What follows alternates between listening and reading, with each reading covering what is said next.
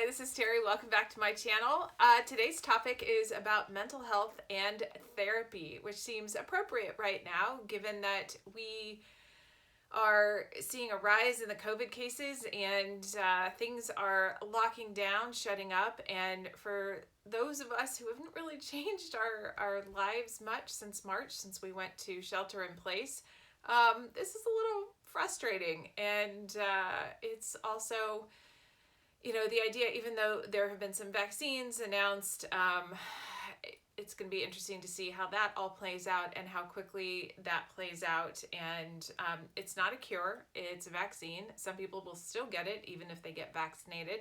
And who knows how this thing is going to mutate. So for all of you who are thinking this is the panacea, I suggest you take a breath and just know that we are still in for some really difficult times. And I recently started seeing a therapist, and I've seen a therapist over the years. The first time, I think my parents tried to get me into therapy when I was 16, into family therapy. I was really resistant to that, did not play along. I did not like the person. I did not like what we were going about and how my parents were wanting me to change.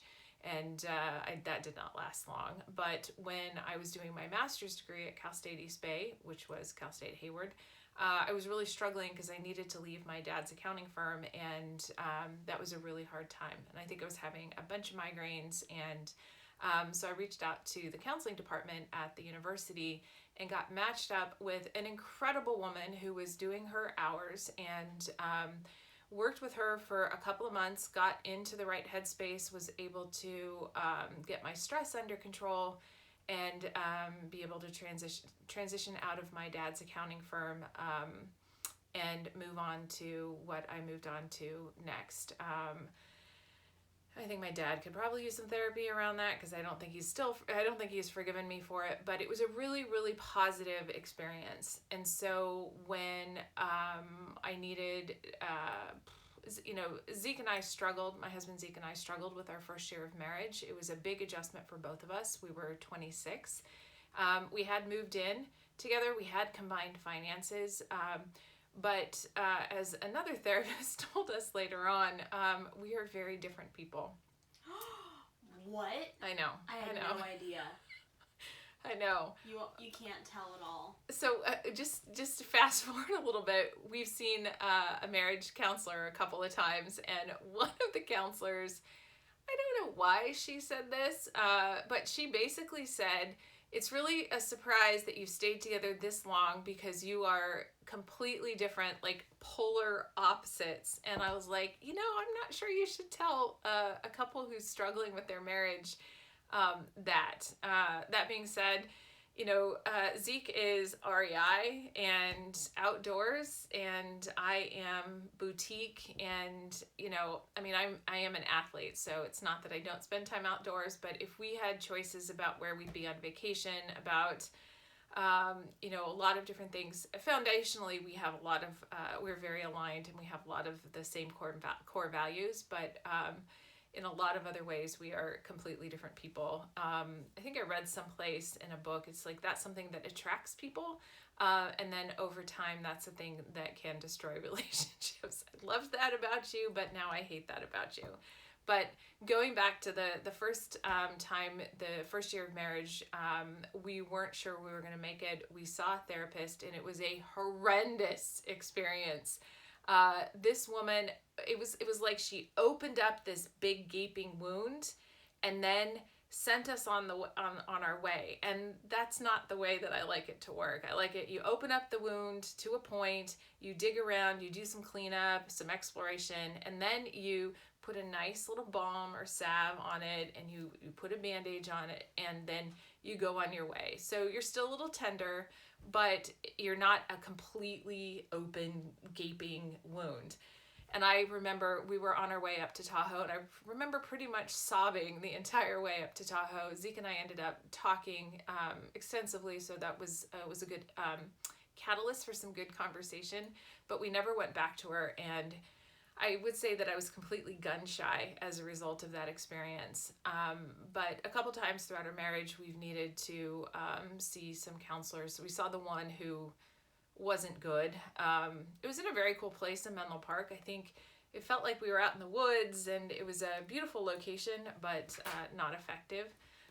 We saw another one, God, maybe it was 5 years ago, and she was okay, but the moment that I smell blood and feel a transfer of power, or in the power dynamics, it's, the therapist loses credibility, and then it no longer works for me. And it's not that I'm difficult. I mean, I have worked with my executive coach on and off for over 18 years. That has been a very successful coaching experience. And yes, executive coaching is not therapy, but I found that the work that I've done on my professional life, dealing with some of the obstacles that I encountered there, really has helped me develop the skills, develop the tools, add to my toolbox that makes me better, happier, more successful, more content, more able to deal with the challenges in my personal life. So I see that as kind of even though it's not officially therapy, and she's very good about saying, okay, if we're going into therapy land, we need to draw the line here, let's keep it over here. That's been successful. So I've had a couple of successful things. The most recent therapist thought that it would be a good idea for us to do work on our own to get to a good place. And so she recommended somebody, and I, for the life of me, do not understand why the fuck she thought that this woman would be a good fit. I am very much, let's identify what the issue is. Let's go ahead and figure out let's explore different ways to resolve it. Let's go ahead and get past it, and then let's work on the next issue. I'm very much, okay, you want me to absorb that? You want me to work on that? So let me go ahead and work on it, absorb it, and then let's work on the next thing. And it's a very successful model for me. And this woman should have known it when she recommended this woman who just wanted to explore and da-da-da-da. And, at like week 5, I was like, okay, are we getting anywhere anytime? Because I don't feel like we need to go digging around. At this point, we just need to go, well, this is what it was. This is where you are now. Let's kind of figure out how to move forward. And she's like, well, I'm still getting to know you. And I'm like, I'm not paying you $300 an hour to get to know me. I'm paying you to help me get to know myself better and figure out what I need to do. I'm paying you as a resource for me. I am not your entertainment. And that was not a good fit. And so I went back to the marriage counselor, and I was like, why did you think that was a good idea? Help me understand. And she didn't have a good answer. Zeke, I think, ended up seeing the gal he was recommended to for about a year. But even after a year, I was like, are you getting anything out of this? Are you making any progress? Are you feeling good with this? He's like, So that ended. So for the last, I'd say the last couple of years, I've thought about reaching out. We had an issue with Adam 2 years ago, and so I reached out to our the employee benefits thing within TriNet, who does all my payroll and my benefits for my company. I reached out to them, and I was in crisis at that time, and unfortunately through that, I can't remember the acronym for that, but through it, the closest people were like over an hour away that were going to be available to do it, and no one would do it virtually. And I was like, okay, this isn't working for me. So I just kind of sucked it up and just kind of worked through. And then recently I saw that a friend of mine who's been going to school for the last 2 years to become a therapist, she's doing her hours through One Life Counseling in San Carlos, which is where the kids have done counseling for the last, I want to say almost 3 years, so 2.5, almost 3 years. I think it was February, I think I calculated it was like February 2017 that you started. Yes, because it was the middle of my 8th grade year. Yeah, exactly. So I reached out to her. I'm like, would you be willing to take me on as a client? Now, she's not a super close friend. We don't know each other really, really well. We just know each other a little bit, and I trust her. And I also trust that she'll care about me, and the confidentiality thing, I don't have a problem with. The fact that other people might know that I'm going to her, I don't have a problem with that either.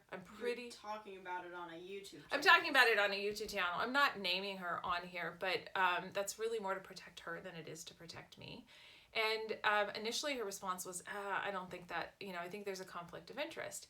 And I'm like, okay, but, just to she's like, can I recommend somebody else at One Life? And I'm like, nope, not going through that. It's like dating to try to find someone. And I find that excruciating, and I don't have it in me to do that right now. So I guess she talked to her supervisor there and decided that it was okay. So Saturday I had my first session, and I warned her. I said, you have to help me not steamroll you on this, because I have a tendency to do that in some relationships. And so it was a good start, and I'm looking forward to, for a short period of time, meeting with her weekly, and then longer term it'll be kind of as needed or for kind of health check kind of things. Largely because I have to be in, I don't know how it is for others, but I have to be in the mindset to actually do the work. And this is when I do the work with my executive coach, and this is when I do the work with anybody. I have to be in the right mindset. If I'm not open, if I'm not receptive, then it's going to be pointless. If I'm going to resist it, why have them suffer? Why have me suffer? So anyway, when I mentioned to, I think both Rei and to Adam, both of them are like, well, good, you need to be in therapy. But that comes from the perspective that you think everyone needs therapy, could benefit from therapy. Yeah. Yeah, I agree. I'm heartened to see more startups offering solutions, whether they're chat-based or tech-based or virtual, at lower prices, because this is all out of pocket. Rei's therapy is all out of pocket, and for a while there, Adam was also going, and so all of that was out of pocket. And fortunately, we can afford it. But for others who can't necessarily afford it, who may actually be in, definitely in need, maybe in crisis, we need to find a way to, and I know people hate this word, democratize access to therapy, democratize access to coaching, so that we can all be in a better mental place. It will help the individuals, and it also helps us as a society operate. I was looking for some statistics around mental health, suicide, depression and anxiety during COVID, and I couldn't come up with some good data, so I'm not going to share what it is. All I know is the general consensus based on the studies that have been done is depression, anxiety, suicide, mental health issues are all on the rise as a result of COVID, as a result of, so much uncertainty, political uncertainty, socioeconomic, the systemic racism, all of this just being all out here. Everything is really coming down all at the same time, and people are really suffering. So how are you taking care of yourself? Would love to hear if you have done therapy, haven't done therapy. Is there a certain type of therapy that you like? There's like CBT, there's there are all sorts of different types of therapy out there. I didn't even ask this gal what she did. I'm just jumping in and trusting the process. And if it works, great. And if it doesn't, I can't imagine that I won't get something out of the process that will get me into a better headspace, that will allow me to just kind of show up better for not only myself, but the loved ones who are around me. I wanted to announce, anything you want to add on that before I jump into the next thing? Therapy is a good idea for almost everyone, if not everyone. So if you are in a place where you can get therapy, I would highly recommend it, even if you feel like you don't need it, because therapy can help you build skills that will be helpful later in life. So, yeah, absolutely. I've been trying to encourage Adam to go back into therapy because he's really struggling in San Diego. I mean, it's a shit show. If we talk about all the things that could be going wrong all at the same time, they all are. And he just doesn't want to, largely because he doesn't want to talk about anything. I get it. You know, you have to be in the right headspace to be able to want to get some help to do the work, because therapy's work. It's not easy. But for those of you who are doing it, kudos to you. Glad you're doing it. On a super positive note, for the giveaway for the last couple weeks, we've had I've asked for some comments in the to the YouTube videos, and I just want to say we have 2 winners. So Afton, you are a winner yet again, and so thank you so much for watching, and thank you for commenting. A goodie will be in the mail to you soon. And then Barbara TN, who's in Berkeley, you are also a winner. So thank you so much for watching and commenting. And for the rest of you, we'll be doing another giveaway. I haven't decided. I'm going to send you notes, Afton and Barbara, to see if do you want earrings, do you want the nail polish, what do you want? So I will be, or even I have some other goodies. So I'll see what it is you want, and I'll send it off to you. For the rest of you, we'll be doing another giveaway soon. In the meantime, we are at 196 subscribers, so thank you so much for that. If you know of somebody who might benefit from this, please definitely share it. This is a sensitive topic for some people. But you know, you might know someone who might need it. And I would love to get the last 4 subscribers to get to 200. And also, Adam's coming home this weekend. So if you would like, I think so. Yeah. Thanksgiving's next week. Oh. So we just need a couple more likes for the video from the summer where he challenged folks to watch the video, like it, and if you did, and we got to 50, I would smoke weed with him and record a video. So if you want to see that, well, you gotta go help out and give a like.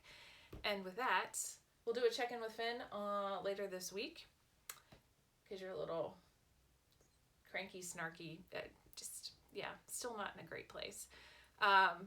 When's your next therapy session? And by the way, if you're wondering, this is my naturally curly hair. Usually I straighten it, but frankly, I just wasn't in the mood for it today. So you get crazy wild hair, which seems appropriate for the Am I Going Crazy episode. Almost definitely. I know, isn't it? No, almost definitely you're going crazy. Oh. We all are. Yes. I'm not already there? We're mostly there. Yeah, mostly there. Anyway. We have moments of sanity. Yes. Thanks for watching. Thanks for subscribing. And remember, take some risks, let go of perfection, and above all else, have some fun.